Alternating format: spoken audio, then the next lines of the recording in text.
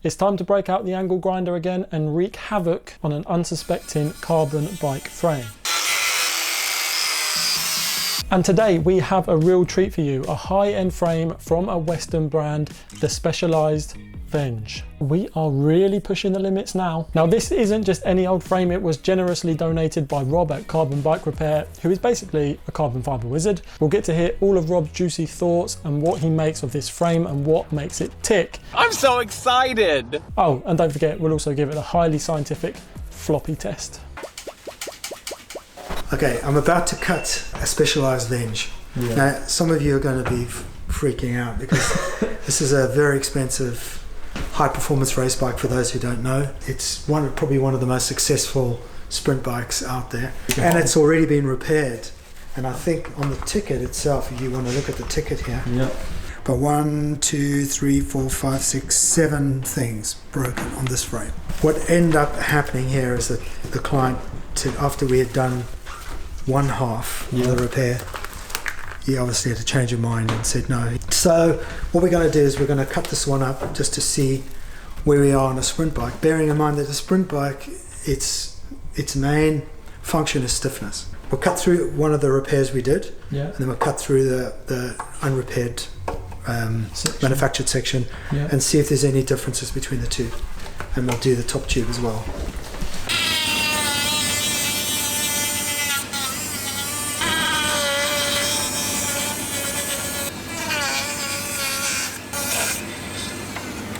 Thick or thin? I reckon a bit thicker. Any clever stuff do you think going on in the layup? I've got a sneaky suspicion that they're focused on the strength on that and it's thicker. The shape of it's thinner at the top. No, I think it's the same. No, it's the same. I think it's just the bladder pushing. So flat. No, there's not too much other than a weight issue, right? Is it? Maybe. Could be. But one thing you have to notice straight away is just how solid. That is. I can't wait to see that. Now you compare that now to the Trifox, which I would have compared to like for like.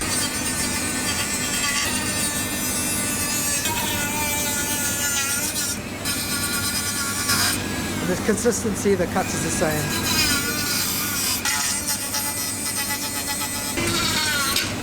So let's put my money where my mouth is. Thanks for showing us one of your repairs, Rob. That's it's okay. Putting yourself out there. Well, I either do it properly or shouldn't be doing it.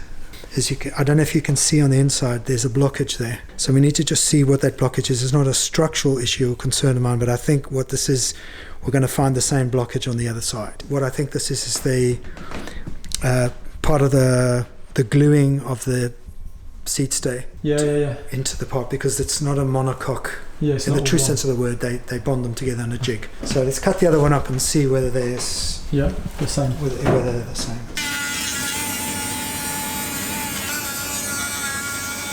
Yeah, they're the same. It's hard to see on camera. Yeah, I can see it in that light. You can see there's also a blockage in there. Yeah, I can just about see it. Yeah. So that's to do with the bonding of the... It's the bonding of the lugs. Yeah, this is a bit of the untidy insides, which you can expect to see if you ever if you're silly enough to put an oscilloscope down your tube because you wanted to clean it for your girlfriend before she came into town.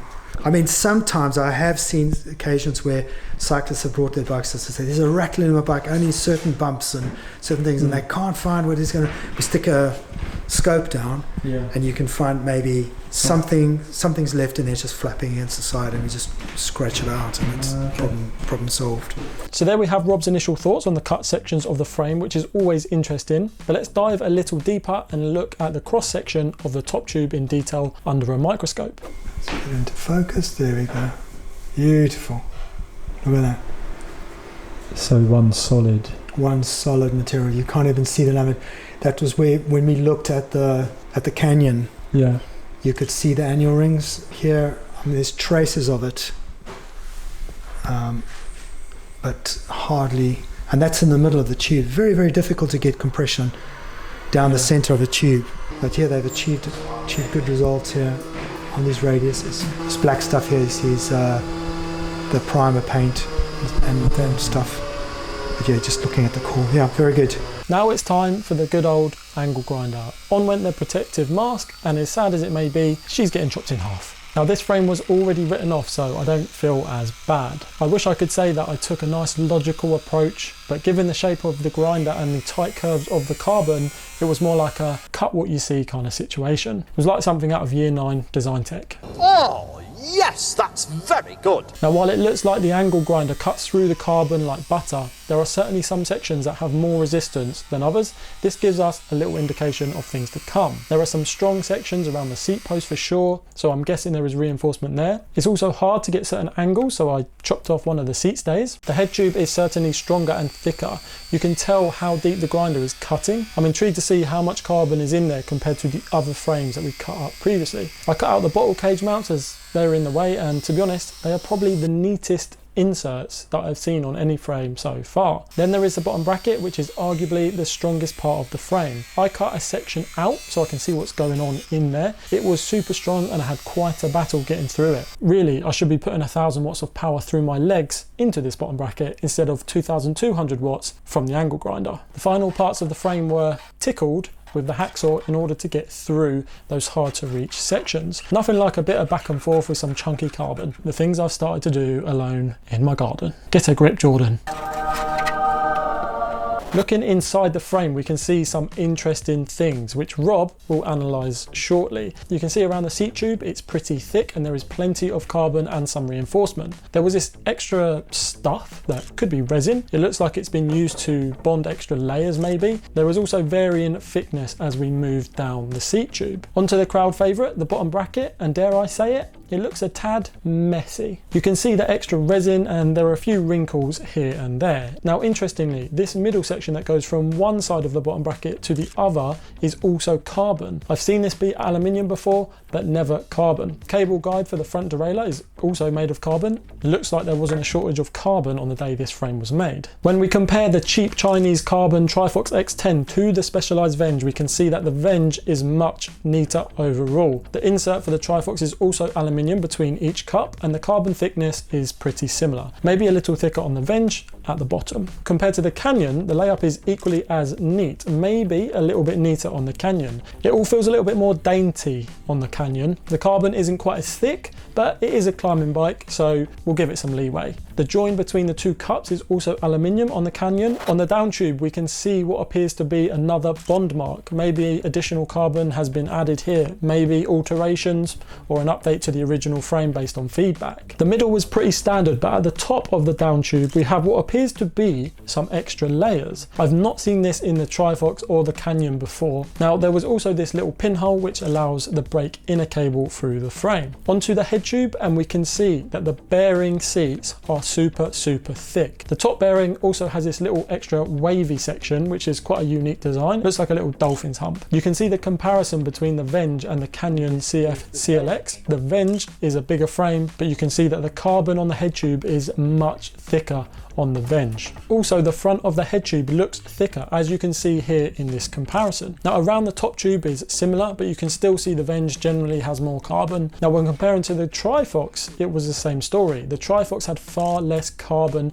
around the bearing races. It was actually much more noticeable on the top bearing. You can see that the Venge has nearly triple the carbon depth. Now, when doing these comparisons, I did notice a little imperfection in the carbon on the Venge. Now, I'm not sure what this is, but it doesn't look good. Bear in mind, this frame was pretty beat up when we got it, so it could have been from that crash. There seemed to be a little bit of resin on the top tube that was flaking away, but this happened once the frame was actually washed down after cutting it up. So I'm assuming that this was a reaction to it being absolutely covered in water. Now, when handling these frames, you can really tell how stiff the carbon is. It's hard to show on camera, but the Venge was the stiffest frame I've come across so far. Even when you try to forcefully bend it, it's stiff and hard to do. When we compare it to the Canyon, you can see that the Canyon has more flex. I noticed this much more when I compared to the Trifox. When you wiggle the frames, the Venge feels like a plank of wood, totally solid, and the Trifox is, well, more like a bit of spaghetti.